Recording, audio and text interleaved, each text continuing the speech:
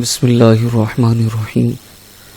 عزیز طلباء، آج ہمارا 9واں چیپٹر اللہ کے فضل سے شروع ہے اور اس کا یہ پہلا لیکچر ہے، خاصا امپورٹنٹ ہے، آپ نے اس کو توجہ کے ساتھ سننا ہے۔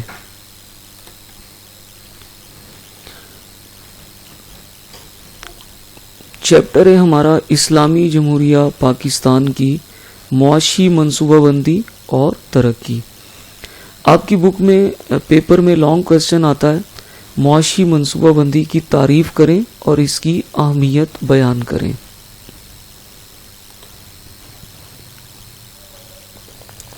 تو سب سے پہلے آپ معاشی منصوبہ بندی کی جو تعریف ہے آپ اسے ذرا انڈر لائن کریں۔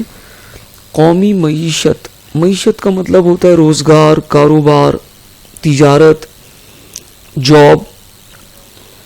قومی معیشت اور عوام کی خوشحالی کے لیے ملک کے وسائل، جتنے بھی دستیاب وسائل ہیں، قدرتی وسائل، معدنی وسائل جتنے ہیں، ان کو بہتر اور منظم طریقے سے استعمال کرنا یا استعمال کرنے کے لیے پلاننگ کرنا، یہ معاشی منصوبہ بندی کہلاتا ہے۔ معاشی منصوبہ بندی کی پالیسی معاشی ترقی کے لیے مرتب کی جاتی ہے، ترتیب دی جاتی ہے تاکہ عوام کو خوشحال زندگی گزارنے کے مواقع فراہم کیے جائیں، اور یہ بات تب ہی ممکن ہوگی جب ملکی پیداوار میں اضافہ کر کے قومی آمدنی میں اضافے کی شرح کو آبادی میں اضافے کی شرح سے بڑھایا جائے۔ میں جملہ آسان کر دیتا ہوں، جس رفتار سے آپ کی آبادی بڑھ رہی ہے اس سے زیادہ رفتار سے آپ کی آمدنی بڑھے، اس کے لیے ہم معاشی منصوبہ بندی کرتے ہیں۔ یعنی جتنی رفتار سے آبادی بڑھ رہی ہے، بالفرض آپ کی آبادی 2% کے حساب سے بڑھ رہی ہے اور آپ یہ چاہتے ہیں کہ ہماری آمدنی جو ہے وہ 5% کے حساب سے بڑھے، اور اس کے لیے آپ جو بھی ایفرٹس کریں گے، جو پلاننگ کریں گے، تو یہی پلاننگ دراصل معاشی منصوبہ بندی کہلائے گی۔ تو یہی بات یہاں لکھی ہے کہ قومی آمدنی میں اضافے کی شرح کو آبادی میں اضافے کی شرح سے بڑھایا جائے۔ آپ کی آبادی بڑھتی ہے 2%، تو آمدنی بڑھائی جائے 4%، اور اس 4% کو بڑھانے کے لیے ہم جو پلاننگ کریں گے وہ ہماری معاشی منصوبہ بندی کہلائے گی۔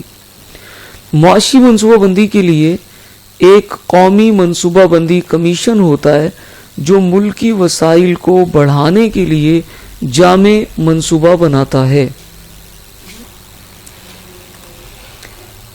معاشی منصوبہ بندی کی اہمیت کیا ہے؟ ہم یہ کیوں کرتے ہیں؟ معاشی منصوبہ بندی کرنے سے ہمیں کیا فائدے ہوں گے، نہ کرنے سے ہمیں کیا نقصان ہوں گے؟ دیکھیں، اس کا پہلا فائدہ ہے فی کس آمدنی میں اضافہ۔ معاشی منصوبہ بندی کا سب سے اہم مقصد فی کس آمدنی یا ایک فرد کی آمدنی میں مسلسل اضافہ کرنا ہے۔ آپ معاشرے کے، ملک کے ہر فرد کی آمدنی بڑھا دیں، اسے خوشحال کر دیں، آپ کا پورا ملک خوشحال ہو جائے گا۔ یہ بات ذرا ذہن میں رکھیں کہ ریاست، ملک، اسٹیٹ افراد کا مجموعہ ہے، افراد کے ملنے سے ریاست بنتی ہے۔ آپ یہ چاہتے ہیں کہ ملک خوشحال ہو جائے، ریاست خوشحال ہو جائے، تو اس کے لیے آپ افراد کو خوشحال کر دیں۔ جب افراد خوشحال ہو جائیں گے، معاشرہ خوشحال ہو جائے گا، معاشرہ خوشحال ہوگا، ملک، معاشرہ ترقی کرے گا۔ تو بیٹا ہم معاشی منصوبہ بندی کرتے اسی لیے ہیں کہ ہماری فی کس آمدنی بڑھ جائے، ایک فرد کی آمدنی، جس کو ہم کہتے ہیں پر کیپیٹا انکم، ایک فرد کی آمدنی میں مسلسل اضافہ کرنا، کیونکہ عوام کے معیار زندگی کا انحصار فی کس آمدنی پر ہوتا ہے۔ اگر آپ फी कस आमदनी बढ़ाते जाएं तो अवाम का मेयार जिंदगी बढ़ता जाएगा। मिसाल के तौर पर एक फर्द है जिसकी आमदनी सिर्फ 15,000 है, तो वो बेचारा साइकिल पर सफर करेगा और उसके घर में कुछ खास सहूलतें मुयस्सर हो सकता है ना हो। लेकिन अगर उसी फर्द की आमदनी मुआशी मनसूबाबंदी के जरिए आप 30,000, 35,000, 40,000 रुपए कर देते हैं तो उसका मेयार जिंदगी बेहतर होगा। वो साइकिल के बजाय मोटरसाइकिल खरीदेगा, उसके घर में पंखे के साथ साथ एयर कंडीशनर हो सकता है आ जाए, उसके घर में और भी कई सहूलियात आ जाएंगी। तो जैसे जैसे आमदनी बढ़ती है हमारा जिंदगी का मेयार बढ़ता है। अब फीकस आमदनी में इजाफा होता रहे तो मुल्क मुआशी तौर पर तरक्की करता रहता है, और अगर इसमें कमी आ जाए तो मुल्क में मुआशी तरक्की रुक जाती है। मुआशी मनसूबाबंदी का दूसरा अहम तरीन मकसद कौमी आमदनी में इजाफा है।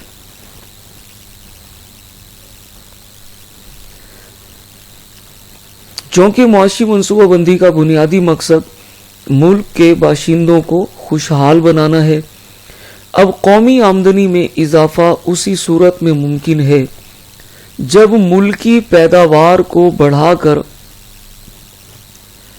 मुल्की पैदावार क्या है, हमारे मुल्क में जो कुछ पैदा हो रहा है खाम माल, आमतौर पर गंदम, कपास, इसी तरह गन्ना, चावल, मादनियात, इस पैदावार को बढ़ाकर कौमी आमदनी में इस कदर इजाफा कर दिया जाए कि कौमी आमदनी में इजाफे की शरह आबादी में इजाफे से ज्यादा हो जाए। यानी जिस रफ्तार से आबादी बढ़ रही है उससे ज्यादा रफ्तार से हमारी आमदनी बढ़े। कौमी आमदनी में इजाफे के लिए मुल्क की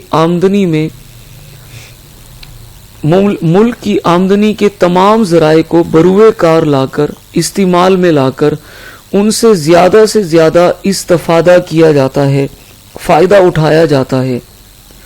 एक माली साल के दौरान, माली साल हमारे पास क्या है, एक होता है हमारा कैलेंडर ईयर, ये है 1 जनवरी से 31 दिसंबर तक, और एक है हमारा माली साल जिसको हम फिस्कल ईयर कहते हैं, ये है हमारा 1 जुलाई से 30 जून तक। इसे आप अपनी किताब के अंदर नोट करें। माली साल की तारीफ आपको पहले भी लिखवाई थी, ठीक है, अब दोबारा इसको यहां भी लिख लें। एक माली साल से हमारी मुराद है 1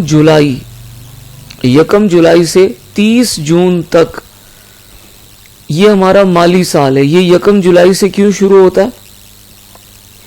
इसलिए कि स्टेट बैंक ऑफ पाकिस्तान की बुनियाद 1 जुलाई 1948 को रखी गई थी।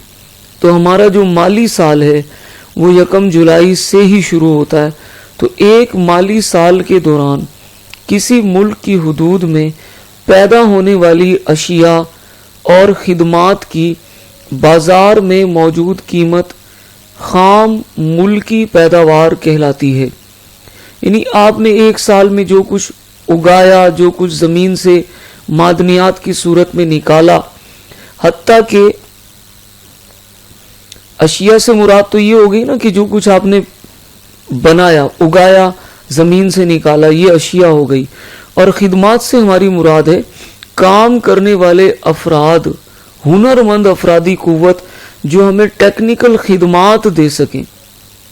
हमारा मजदूर और हमारा इंजीनियर, हमारे डॉक्टर जो हमें खिदमात मुहैया कर रहे हैं, सर्विसेज दे रहे हैं। तो एक माली साल में मुल्क के अंदर अशिया और खिदमात, इनकी बाजार में मौजूद कीमत, यानी हमारी हुनरमंद अफरादी कुव्वत कितना कमाती है, हमारे इंजीनियर कितना कमाते हैं, हमारे डॉक्टर, हमारा मजदूर कितना कमाता है, और हमने जो फसलें उगाई हैं, जो मादनियात जमीन से निकाली हैं, उनकी कीमत ये खाम मुल्की पैदावार कहलाती है। इसको हम GDP बोलते हैं, ग्रास डोमेस्टिक प्रोडक्शन।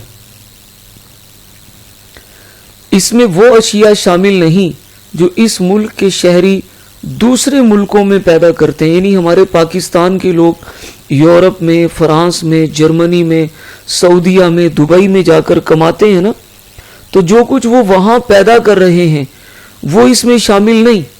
یہ چونکہ ملکی پیداوار ہے، ملک کی حدود کے اندر، پاکستان کی حدود کے اندر جو کچھ ہم بنا رہے ہیں وہ ہماری گراس ڈومیسٹک پروڈکشن یا خام ملکی پیداوار کہلائے گی. ٹھیک ہے، اس میں اب وہ اشیاء شامل نہیں جو ملک کے شہری دوسرے ملک میں جا کر پیدا کرتے ہیں. اگر ہم ان کو بھی شامل کر لیں، یعنی ہماری پاکستانی لوگ دوسرے ملکوں میں جا کر جو کچھ پیدا کر رہے ہیں اسے بھی اس میں شامل کر لیں، ملکی پیداوار میں ملک سے باہر والی پیداوار بھی شامل کر لیں، تو پھر یہ خام قومی پیداوار کہلائے گی، گراس نیشنل پروڈکشن یا GNP. اب بیٹا یہاں دیکھیں گے کہ کسی بھی ملک کی ملکی آمدنی یا فی کس آمدنی کا اندازہ ہم کس طرح لگاتے ہیں. دیکھیں جی، کل ملکی پیداوار آپ نے پاکستان کی حدود کے اندر ایک مالی سال میں جو کچھ پیدا کیا، مالی سال پھر بتا دیتا ہوں، 1 جولائی سے 30 جون ہمارا مالی سال ہے. ایک مالی سال میں آپ نے ملک کے اندر جو کچھ پیدا کیا، گندم اگائی، کپاس اگائی، آپ نے گنا اگایا، آپ نے معدنیات نکالی زمین سے، اور آپ نے ہنرمند افرادی قوت تیار کی. اب یہ ملکی پیداوار جو آپ نے تیار کی ایک سال میں، اس میں سے جو کچھ آپ نے استعمال کر لیا یہ آپ کا ملکی استعمال تھا. اب اس کو مائنس کر دیں گے، ملکی پیداوار مائنس ملکی استعمال. جیسے آپ نے 100 من گندم پیدا کی، اس میں سے 50 من گندم استعمال کر لی، تو وہ مائنس کریں گے، باقی 50 من. اب یہ ہماری کل ملکی آمدنی کہلائے گی. اور اگر اس ملکی آمدنی کو ہم تقسیم کریں کل آبادی پر تو یہ ہماری فی کس آمدنی نکل آئے گی. یہ فی کس آمدنی صرف ایک آئیڈیا ہوتا ہے، اندازہ ہوتا ہے. مثال کے طور پر ہمارے ملک کی پیداوار ہے، آپ ایسے سمجھیں کہ 100 من گندم، اس میں سے ہمارا استعمال 50 من کا تھا، تو ہمارے پاس 50 من گندم بچ گئی. اب ہماری آبادی جو ہے، ہم یہ دیکھیں گے کہ اس 50 من گندم کی قیمت کیا ہے. 50 من گندم کی قیمت بالفرض 50 روپے ہی ہے، 1 روپیہ فی من. اور ہم اپنی کل آبادی کو دیکھیں، اب ہماری آبادی ہی کل 50 افراد ہوں، تو ہم ان 50 من گندم کی قیمت 50 روپے کو 50 کی آبادی پر تقسیم کریں تو 1 روپیہ جواب آئے گا. تو ہم کہیں گے کہ ہمارے پاس فی کس آمدنی 1 روپیہ ہے. یہ ایک آئیڈیا ہوتا ہے، ایک رف آئیڈیا کہ ہم یہ دیکھنا چاہتے ہیں کہ فی کس آمدنی کتنی ہے، ملک میں غربت کی شرح کیا ہے. ورنہ یہ بات آپ جانتے ہیں کہ فی کس آمدنی سیم نہیں ہوتی. ملک میں بعض لوگ ایک ماہ میں 5 لاکھ کماتے ہیں اور ملک میں بعض لوگ ایک مہینے میں صرف 20,000 کماتے ہیں. تو 20,000 ماہانہ والا اور 5 لاکھ ماہانہ والا برابر تو نہیں ہے، لیکن یہ صرف ایک ہم پرسنٹیج یا ایوریج یہ نکال رہے ہوتے ہیں اس فارمولے کے تحت. تو ہماری یہ کوشش ہوتی ہے کہ فی کس آمدنی بڑھتی جائے. فی کس آمدنی بڑھانے کے لیے ہم آبادی کو کنٹرول کرتے ہیں اور کل ملک کی آمدنی ہم بڑھاتے ہیں. جب ملک کی آمدنی ہم بڑھانا چاہتے ہیں تو ہم چاہتے ہیں کہ ملک کی استعمال کم کر دیں اور پیداوار بڑھا دیں. جب پیداوار بڑھے گی، استعمال کم ہوگا تو آمدنی بڑھ جائے گی. آمدنی بڑھائیں، آبادی کنٹرول کر لیں تو فی کس آمدنی بڑھے گی، اور جب فی کس آمدنی بڑھے گی تو ملک خوشحالی کی طرف جائے گا. امید ہے آپ کو بات سمجھ آئی ہوگی. اللہ آپ کا حامی و ناصر ہو. السلام علیکم ورحمۃ اللہ وبرکاتہ.